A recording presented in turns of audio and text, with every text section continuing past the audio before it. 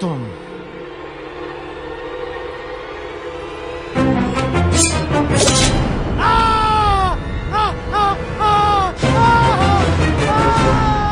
इसे बंदी बना लो, बंदी बना लो इसे।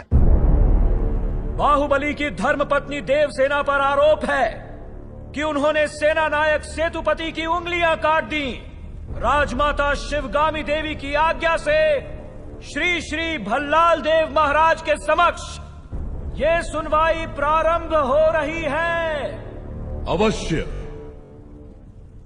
देवसेना, क्या तुम्हें अपने अपराध के बारे में कुछ कहना है? किसी सुनवाई के बिना ही मुझे हथकड़ियां पहना दी गई और पहले ही निर्णय हो चुका है कि मैं अपराधी हूं। ये कहां का न्याय है? तुम निर्दोष साबित होने तक अपराधी हो, यही माहिष्मति का दंड विधान है। आदिवासी भी जिन्हें घिनौना समझते हैं, उन तौर तरीकों को आप दंड विधान कहते हैं? तो ऐसे दंड विधान को आग लगा दीजिए, अपने न्याय शास्त्र को गंगा में बहा दीजिए, अपने शासन को सूली पर चढ़ा दीजिए। जिस राज्य की मति भ्रष्ट है उसका माहिष्मति जैसा बड़ा नाम, छी। देवसेना, इस महान साम्राज्य के बारे में अगर एक और अपशब्द भी निकाला। बड़ी बड़ी प्रतिमाओं और ऊंचे ऊंचे सिंहासनों से महान साम्राज्य नहीं बनता राजमाता, एक विशाल हृदय से बनता है। लगता है वो यहाँ किसी के पास नहीं है। धिक्कार है। देख लिया महाराज, आपके सामने इतनी निर्लज्जता के साथ बात कर रही हैं, तो सोचिए मेरे सामने आपके बारे में कितनी तुच्छ बातें कही होंगी। सोच के देखिए महाराज।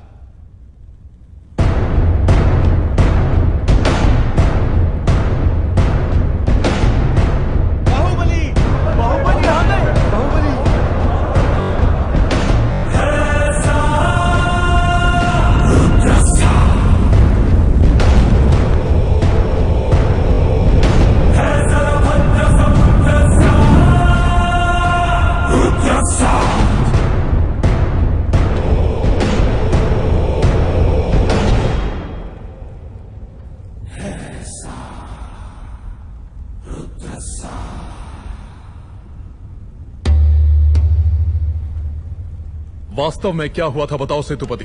शिवालय भक्तों से भरा हुआ था महाराज। देवसेना भी वहां दर्शन के लिए आई। तभी आपके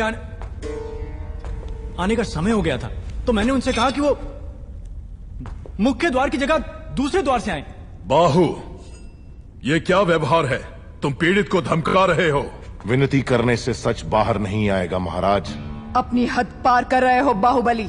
एक गर्भवती को बेड़ियों के साथ खड़ा करके ये सभा पहले ही अपनी हद पार कर चुकी है माँ। चाहे गर्भवती हो या वृद्ध, तुम हो या मैं, न्याय विधान सबके लिए एक है। जानते भी हो क्या हुआ था? क्या हुआ था देवसेना? शिवालय में सभी महिलाओं को एक तरफ बुलाया, अंदर भेजने के बहाने वो सब पर हाथ डाल रहा था। मेरे साथ भी वो यही करने वाला था, तो उसकी उंगलियां काट दी। गलत किया देवसेना। औरत पर हाथ डालने वाले की उंगलियां नहीं काटते, काटते हैं उसका गला।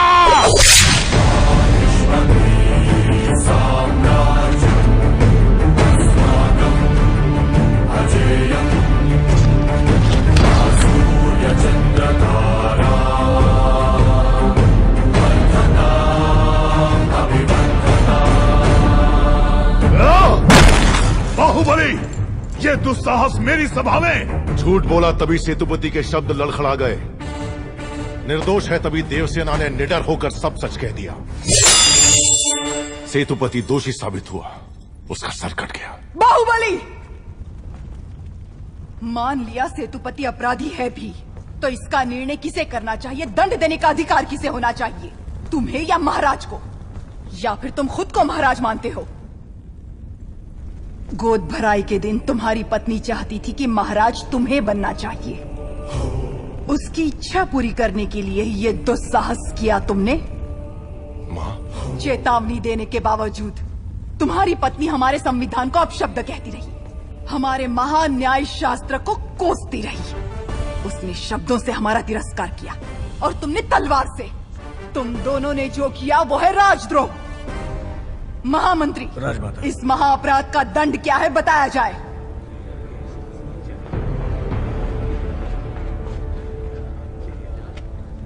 राजकुटुंब से यदि ऐसा अपराध होता है तो उन्हें राजमहल से सदा के लिए बहिष्कृत कर दिया जाए। राजमाता, इस पर अमल किया जाए। तुम दोनों अभी, इसी क्षण, इसी स्थिति में ये राज प्रांगण छोड़कर निकल जाओ। एक और आपका विधान है, दूसरी ओर आपका सिखाया हुआ धर्म। इन दोनों के बीच जो संघर्ष है उसमें मेरी तलवार धर्म की ओर झुक रही है। मां,